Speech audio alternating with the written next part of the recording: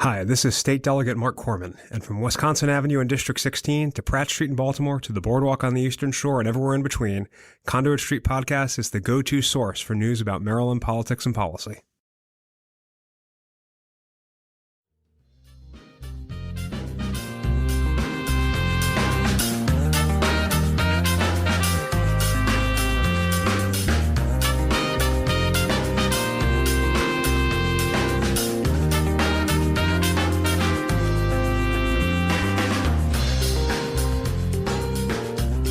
Welcome to the Conduit Street Podcast. Kevin Kinnally here with Michael Sanderson. Michael, we are here on Conduit Street in the quote-unquote studio at the MACo offices.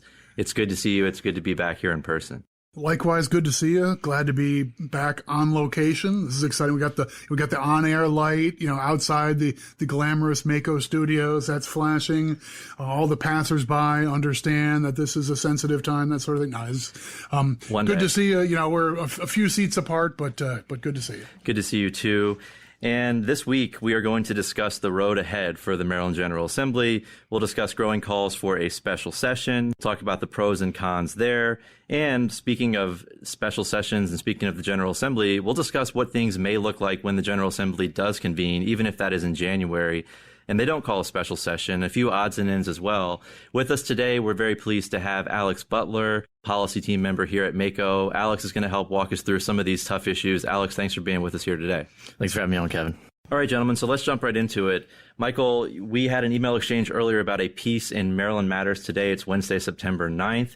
We will link that piece to the blog, but we feel like it's important to bring this up. This is talking about the possibility and the growing calls for a special session, right? Right. So good work by Maryland Matters, and hats off to them for becoming one of the major players in covering Maryland policy and politics. And it's a pretty thorough piece, but it sort of lays out what the pressures are for the state legislature to come back sooner than they would be scheduled to otherwise. We remember not all that long ago, back in March, because of the sort of emergence of the pandemic, General Assembly abbreviated what would have been a 90-day session, sort of wrapped things up relatively quickly, and everybody went home. There was talk then about convening a special session later in the spring. As we know, we didn't have a quick abatement of the health crisis that would make that practical. So, here we are getting into the fall, and there are still quite a lot of policy issues that seem to be on people's minds.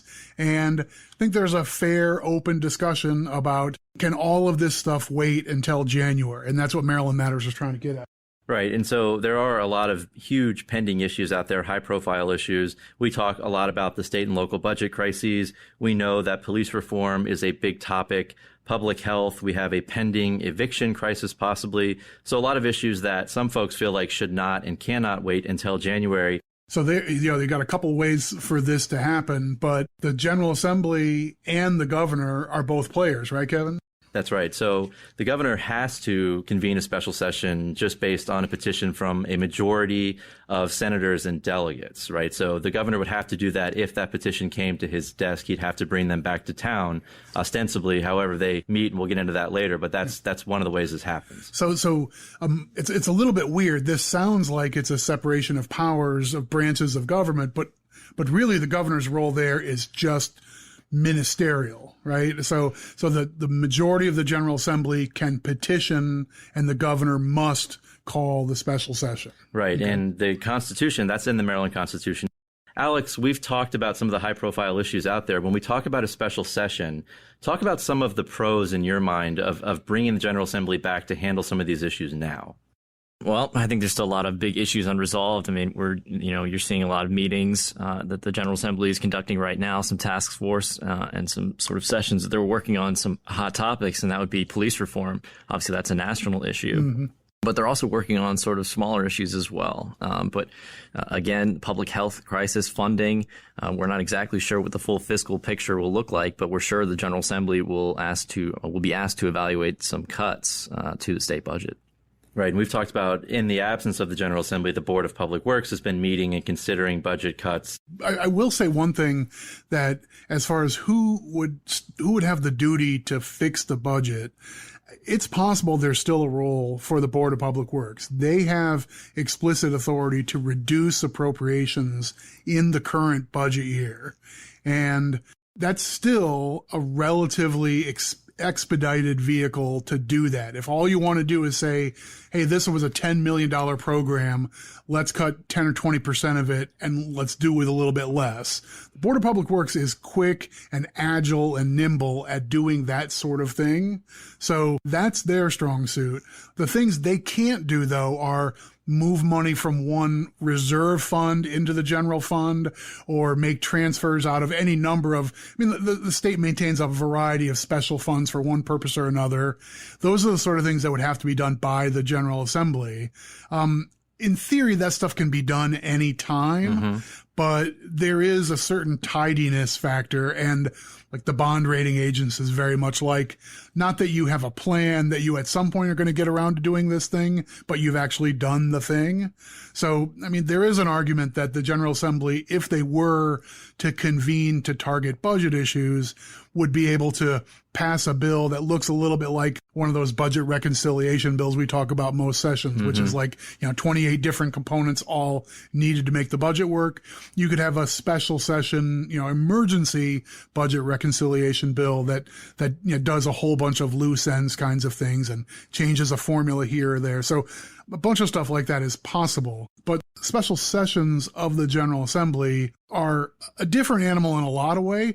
One thing that doesn't change, though, is the next time they gavel in, whenever that is, their first order of business really has to be to tend to executive vetoes. And this year, the governor vetoed a pretty wide range of legislation, lots of things with fiscal impact, a number of things. We had a whole, as I recall, 3 or 4 separate lists and different rationale for why he vetoed a variety of bills. A number of those, I think, would be policy matters the General Assembly might want to take up and at least consider an override. But the biggest shadow in that group is cast by the Kerwin legislation for school funding, and that's a pretty big bite to chew into. Right, and that is the first order of business. And when you talk about Kerwin and some of these other high-profile issues, I certainly agree the General Assembly is going to want to take up these overrides when they reconvene. However, some of this may be complicated due to COVID, and you mentioned Kerwin. I think there is broad consensus that Kerwin is going to have to be delayed. Some formulas may have to be adjusted a bit.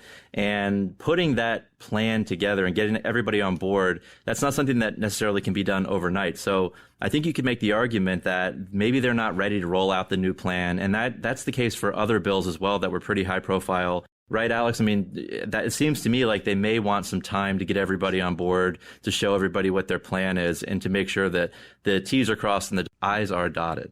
Yeah, I think that's just a general flow of session. That's how it works, right? That's the legislative process. You get people together, you figure out where the stakeholders are, and you flesh out issues. And in these sort of circumstances, it's much more difficult to do that. Veto overrides would be the first order of business. But Michael, this doesn't preclude members from introducing bills, right? You could still go to the bill office to, and drop a bill and have it be drafted for you and introduce a formal bill, even though it's a special session. We'll see, but there's nothing structural that says when the Senate and House come back to Annapolis to convene for a special session, there's nothing that says that all we're going to talk about is topic A or these 3 topics. The leadership of the 2 chambers can say so, and there can sort of be guidance that says, hey, if you put in a bill, it's not going to get a hearing, it's not going to get a vote, so don't bother. That can happen, but technically, bills can get requested. In theory, the bill drafters would be duty-bound to draft the bills, and they'd get numbered and, in theory, read across. I don't know how that plays out, but it would be naive to think that it's 100% certain that a special session could come in and just be a rifle shot. We come in on Tuesday, we gavel in, we have the hearing on these 4 bills, we vote them all Wednesday morning, we go home at lunchtime. I don't think it's reasonable to think things are necessarily as smooth as you walk in and you walk out. And Alex and I weren't here in 2007, but you were, and there was a special session then, and ostensibly it was to focus on budget issues, right? But what happened in 2007? Right, 2007, this was the fall, as I recall. I'll mention October and November. So to give you a flavor, this wasn't a 2-3 day sort of issue. But then Governor Martin O'Malley offered a proposal to try and tend to the state's lingering and growing structural deficit, and said it's time for us to make some changes to get our fiscal house in order. That ended up being around 4 weeks long. And I don't know, my recollection will fail me, but there were dozens and dozens of other bills introduced. And as I recall, there were fights from the General Assembly session earlier that calendar year that didn't get resolved. I mean, everybody knows about, there's always a bill that's just about worked out, and then it doesn't quite get ironed out on the last night of session. It's on the table, it's on the desk in the Senate, it's already passed the House, it dropped the ball at midnight, and the next one to go. The bill was ready to go, everybody had signed off, right? I mean, there's the folklore in Annapolis built around those kind of stories. Well, how tantalizing is it that here we are, we're back, we have the compromise bill, everybody was okay with it, let me just introduce that and we'll get it done right now. Right. How many things, for 2020, how many things are there where a sponsor feels like this bill surely would have passed if it hadn't been for the COVID crisis, abbreviating the session? My bill breezed right out of the House of Delegates. I'm sure the Senate would have seen it the same way. It's just that things got shut down. We had to wrap up everything in 7 or 8 days. Lots of bills got lost in the shuffle. Mine was one of them, so I'll just drop it in again, right? We're hearing that a lot from legislators who plan on bringing it back, sure. Right? There were a lot of bills that you could say maybe they would have passed if there was more time, but we know they left town early for the first time since the Civil War. So a lot of circumstances that were not normal during the last session. But another issue that you'd have to talk about if you wanted to convene a special session is bringing everybody back here to Annapolis, right, Alex? I mean, what would go into that? It's not just the members, right? There are a lot of other people involved here as well that you'd have to make sure you had space available for to be in town. Yeah, a lot of other people involved. The General Assembly has a lot of staff members that are very crucial to their operation, not to mention the Department of Legislative Services and all the security measures and everything in place. But, in general, Maryland has, this kind of Open Meetings Act, and that kind of broadly asserts the public's right to observe meetings of public bodies. So that's what requires, so your local Board of Education, your county leaders, your planning commissions, and so forth, sort of open their doors to you and allow you as a member of the public to enter into the room and observe the meeting. When you add an element like, the current COVID crisis, things get much more difficult. So to allow for social distancing, many public bodies decided to, sort of meet remotely, right? And either present a live stream to the public or a conference call so they can follow along at home. There's not really this requirement in the Open Meetings Act that the public body actually be in a meeting room together. But this gets much tougher for the General Assembly, according to the recent Attorney General opinion. Included in the Maryland Constitution is state law requires that the legislature pass the final version, so the final text, all the amendments, everything signed off with the yay or nay vote. This has to be done with a quorum of legislators present in each chamber. In the chamber is the phrase that really matters. So, I think we can put a pin for the moment in the details of the AG opinion, because I want to talk about what the 2021 regular session is going to look like anyhow. But we know that there's a public participation standard that would have to be met in the event. Like, we know there's a health crisis now. And we know that any kind of gathering you'd want to convene today, in the next 2 or 4 weeks. I mean, Maryland just got put back on the bad list by the tri-state area, right? So we've got worrisome numbers in this state to where you can't conceive of a General Assembly special session in the month of September or October that doesn't include a bunch of precautions like this. Right. And of course, you have advocates in the press as well. We know when the General Assembly left early in the 2020 session, there were a lot of issues with audio and video, technical issues where people were locked out of the buildings. They couldn't go participate in person, but trying to follow along, either listening to audio or watching video, became very difficult. And there was a lot of chatter here in Annapolis of people who were put out by the fact that they couldn't follow along what was happening. So that's got to be in the back of mind, even if you're considering a special session now, right? So even if you're hot to trot to go sooner, you might be making sacrifices in process that would leave some stakeholders. I mean, some of these issues, let's be candid, are really sensitive. And having sufficient stakeholder input and transparency in how decisions get made seem awfully important if you're talking about we're going to do a bunch of police reforms. right? And if that's among the issues that people are really anxious to move rapidly, and we know many people are, wow, how would that feel if people don't like the final product and also have grievances with the process? I mean, they go to the Open Meetings Act and they start, quoting chapter and verse of how that reads. Did you follow every rule perfectly? Did every stakeholder get a perfect opportunity to say this and that? What about my amendment? It was never considered. It's an extra complication handed to us by the health crisis. So we know pros and cons here. There are a lot of calls for them to convene for a special session. If I were a betting man, I would say it's unlikely. Alex, what do you think? I think it's unlikely. I think there's a lot of logistical issues. I think, January really isn't that far off. I think there are a lot of considerations. And Michael, what do you think here? You may have a different opinion. I was on team very unlikely, but I will say, to give a little deference to Maryland Matters, that's a group that kind of knows what's going on around town.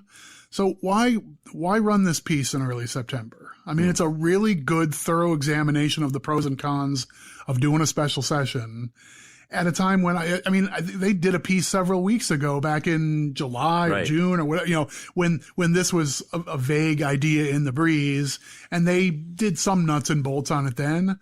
So to sort of run it back and go into more detail, we know that there are sort of daily calls through social media and through peer-to-peer networks of legislators.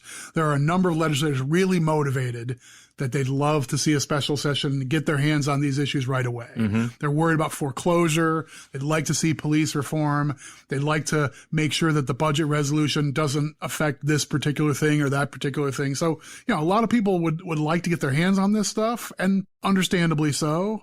I don't know. Why is this in one of the most widely circulated organs for political news in Annapolis? It's the only thing that has me not completely joining the "it won't happen" team. So you're connecting the dots as someone who's been around a long time, seeing a lot of stuff, that this is a little peculiar here in September to run this piece again. So I'm not saying, I'm just saying. All right, so 2-1 there, and we'll see what happens. But speaking of hearings and voting and transparency, whenever they do convene, is it going to be business as usual? And Alex, you started to get into the Attorney General releasing an opinion or providing the General Assembly with an opinion of what things may have to look like. You mentioned that they would have to meet in the chamber for final passage of legislation, but what about for like committee hearings or other sort of meetings? What are the rules there according to the Attorney General?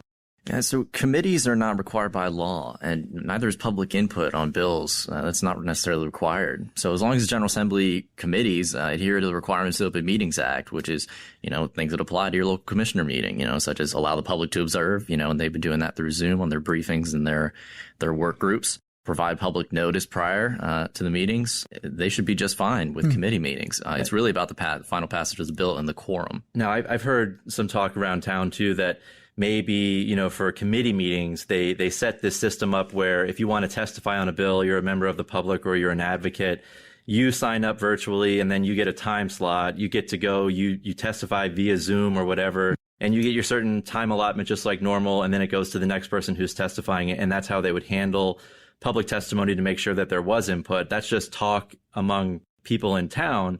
But I think it's interesting that they wouldn't have to convene in person to do committee hearings, but actually to take a final vote, they would have to, according to the Constitution, be present in the chamber with a quorum. So that's an interesting wrinkle here when you talk about what things could look like amid a pandemic and the General Assembly having to come back to town and do the people's work. We've been seeing some committees and work groups and so forth of the General Assembly and other bodies convening this way all through this interim, the summer and into the fall. So a group will say, all right, we have 2 panels of invited speakers, and then we'll take public testimony. And you can see on screen, these things are being run live on YouTube or through forums like Zoom and so forth. But I think most of us have gotten familiar and comfortable with that kind of setting. So it's workable. It's not ideal, but it's kind of workable. So I guess you could see the same skeleton being picked up in January, February. For folks who are not, on the ground in Annapolis, committees are where most of the serious legislative work is getting done. I mean, everybody likes the big floor battle and people standing up in this grand oratory and so forth. And that's exciting, and it's Patrick Henry, and that's really thrilling. But the reality is it's the hard work being done in committees is what makes the world go round. And if the strict laws really only apply to the floor of the Senate and the floor of the House being in their chambers to do their official business, that leaves an awful lot of the heavy lifting to maybe be done in cyberspace or some combination of a mostly empty room with visitors, by video or something like that, I guess. Yeah, I think you're right there. And, if you're willing for an example, I mean, obviously the committee hearings that they've had thus far, the work groups allowing public comment, but also, the Board of Public Works, they have, a few people on at a time, when a contract is up and they get to say their piece. And that is kind of low volume and also, smaller numbers of people. So I guess my counter is, what about some of these big bills, where they have hundreds of people sign up to testify on a single bill? I think that'd just be really difficult. You might have to have some further restrictions in place there. Right. And I mean, doing that virtually, accepting testimony, like we mentioned earlier, everybody gets a time slot. You're relying on everyone's internet connection to be stable. I could see technical issues and frustration with that sort of a setup, but we're in weird times. So I think everything is on the table as long as it doesn't violate the Constitution. It seems like they're thinking of ways they could make this happen if they can't come back to town and have a normal, quote unquote, normal session of the General Assembly. I mean, you also have to be realistic that what's in the Constitution and the way the Attorney General is interpreting it is going to end up being a sort of a weight-bearing wall here. But that's not all there's going to be. Like the court of public opinion is going to matter an awful lot too. So if you're running the General Assembly and you're deciding what the process is going to be, you're going to be wary of, look at citizens right now who are angry they can't go into a shopping center without wearing a mask. Okay? Now, that's their right to go to Kohl's. The right to participate in their democracy is theoretically 1,000 times more important than their right to engage in a little bit of commerce. Right. So you could easily have citizens feel like they've been excluded from the government decision-making process if they can't be in the room and look, like, I want to speak truth to power. I want to look people in the eye. And I've got some sympathy for that argument. You can't, I don't think there's nothing to that. Right. And look, we've seen plenty of situations where that in-person testimony is powerful, and being in the room and having to look somebody in the eye, it's very powerful. And so that can sway opinions, and having to handle all of these high profile issues without having to look somebody in the eye and listen to them and how an issue affects them. Certainly, I think you're right, Michael, that this could be ripe for people complaining of transparency issues and not having access to their elected officials when they're considering laws that are going to have a major impact on their lives. Yeah. I just think it's easy for, bookworms like us to read the law and read a letter and say, okay, now we know what you have to do. But the reality is what you have to do is represent Marylanders suitably and appropriately and make decisions on their behalf. That's the real charge. And I think this is complicated at a level that is not obvious to everybody who's outside the Annapolis, the little vortex here. Right. And so we know that things will most likely look different whenever the General Assembly comes back to town. There are going to be logistical issues to be worked out, transparency and public opinion issues.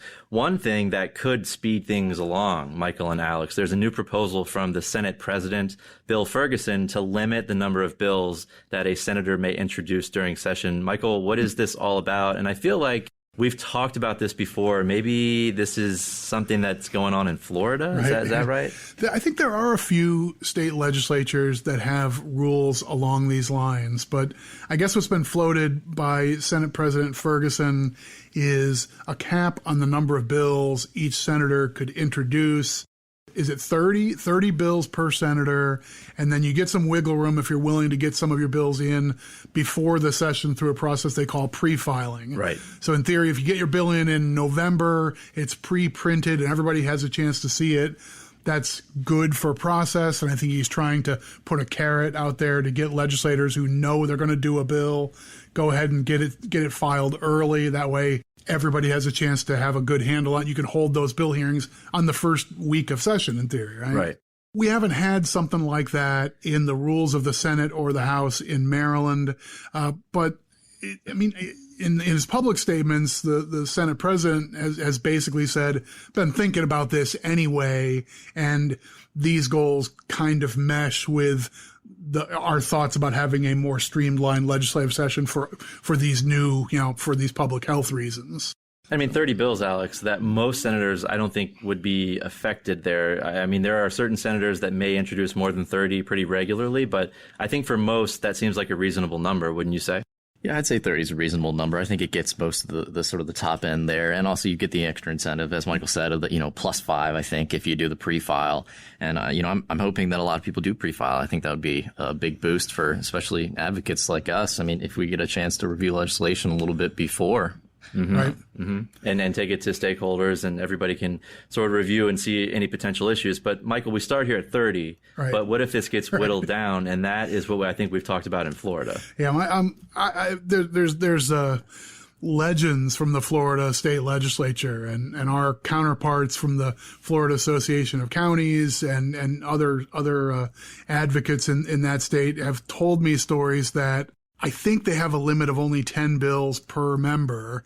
And if you're in the Florida state legislature, basically one of your currencies as a member is the ability to carry bills. So you're a brand new member and suddenly your docket is full of senior legislators knocking on your door saying, I got 35 bills I want to do, and I'm going to need like 3 of your 10 slots. You're the junior member in my neighboring district, so this is your hazing ritual, okay? You're going to put in these 3 bills in your name, and then at the bill hearing, you're going to hand it off to me, and it's really my bill, and everybody's going to understand that. Right. So you could end up seeing like some sort of weird legislative puppetry that shows up as a side effect of having limits like this. I don't think 30 puts us in a crisis circumstance, but if this became something where we were going to really seriously streamline, Florida is just a laboratory for a bunch of rotten ideas in lots of ways. I can agree with you. Right? So America seems to kind of feel that way. But in this particular case, I'm not sure it's been a smashing success down there. Speaking of pre-filing bills and getting things ready to go before they come back to town, that seems to be happening. We're seeing a lot of committees meeting virtually, a lot of work groups. And Michael, one of the big issues that we've seen this going on with is police reform. You've been following along with these meetings. What's going on there, and why does it seem like they're priming something to go before they even come back to town? Well, I think the arrows are pointing in that direction, that the General Assembly, they're hearing pressure from their members and from stakeholders that police reform needs to be a legislative priority. So particularly the House of Delegates has convened a special work group to look at police reform issues. There's actually a separate group looking at body camera stuff, but both of those groups are convening through remote meetings, but they're bringing in lots of stakeholders and the public. The police reform group had public testimony that went into at least the late hours. I didn't make it to the bitter end, but I was listening for 4 or 5 hours of public testimony of that. But I think the undercurrent there seems to be, we want to do a lot of work in the summer and fall so that when it's time to deliberate these bills, we're going to introduce a bill that's basically our work product. And those of us who are have been around the track in Annapolis in the General Assembly,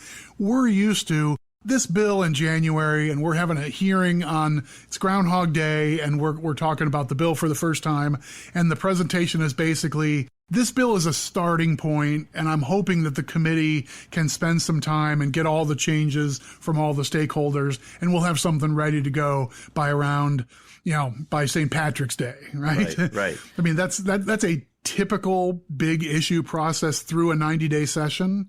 I think the writing's on the wall that the General Assembly and its leadership would like to show we've done all that kind of February work. We did it in July, August, September. So what you see in January is intended to be the bill we think is ready for prime time and ready to pass. We'll have a hearing, and it's about is this the perfect bill or, ready to go? Right. I mean, you mentioned hours and hours of testimony in these work group meetings. That sounds like a committee hearing, right? Normally that's what you'd see at a committee hearing. So I agree with you. It seems like they're trying to get things ready to go, cross the T's, dot the I's, and polish up a bill that they can introduce. And they have general buy-in from the advocates, or at least people who don't agree. They know what the issues are with the bill beforehand, so they can expedite the whole process. And on police reform as that example, right now, if you're a stakeholder advocating for police reform legislation, you're getting a fair amount of process. Like, you're not just pacing the floors wondering if the legislature is ever going to do or say anything, that there have been multiple venues. The committee chair in the Senate has been speaking with a broad swath of stakeholders and has made it known, he's planning on developing lots of legislation on this front. And the House has had this open work group process that's been very much like what you would have been anticipating in January, February of a regular session. So I think the arrows are pointing toward, let's front load this legislative session no matter what it's going to look like. And, MACo is one of those stakeholders on tons of issues. I think each of us have had outreach from legislators and other stakeholders saying, we're thinking about doing something. Hey, can we tidy up an issue so that the counties will be okay with it once we put in the bill? Yeah, a lot of that is happening. So when you add that on to the work groups that are meeting and all the testimony that they're taking, all the advocates and residents of the state that they're hearing from, it does seem like things are being primed to go. If we do indeed have a not so normal General Assembly session when they do come back, and speaking of that again, continuing on this theme, there have been whispers around town. I don't know if these are really substantiated, but of an abbreviated session for when the General Assembly does come back. Let's talk about that for a second. What could that look like? What would that mean? How does that tie into what we've been talking about throughout this entire episode? I'll take a first stab at this. And to me, this is a little bit of connect the dots. If you've got, the Constitution seems to say that the central work of the General Assembly is on the floor, and that needs to be done in person, like it or not. You can't help but think of the members of the General Assembly, many of whom are of advanced age, many of whom I suspect fall into the categories that we're most worried about if they were to get exposed to the coronavirus. So you can't help but think about, in addition to staff and employees and stakeholders, the members themselves needing to be in a room face to face. Neither the chambers of the House nor the Senate are really expansive. They're meant to be stacked on top of each other so you can be together to debate issues.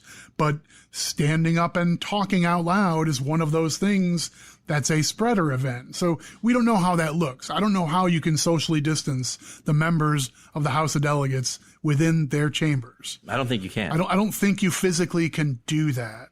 So we don't know how this works. That's number one. Number two, the possibility of committee meetings and all the ancillary work that's done as part of the legislative process potentially being done remotely, electronically, through some sort of hybrid, but not looking and feeling like the usual guts of a 90-day session.